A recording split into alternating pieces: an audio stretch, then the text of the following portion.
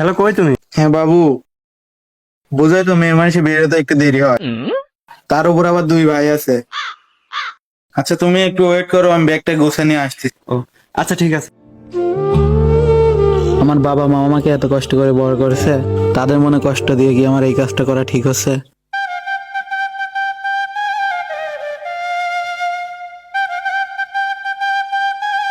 আসে না কেন? ও যদি আজকে না আসে তাহলে আমার কি হবে? আমি কি করে বাঁচবো?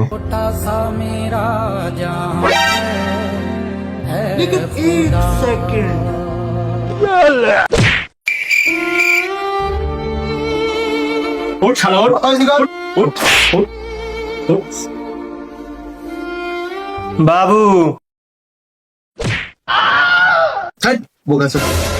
ভাইয়া কি এমন নয় বুঝে, তোমার যত টাকা পয়সা ছিল আর মায়ের যত গহনাগাটি সবকিছু নিয়ে যেতে বলছে। না না না না।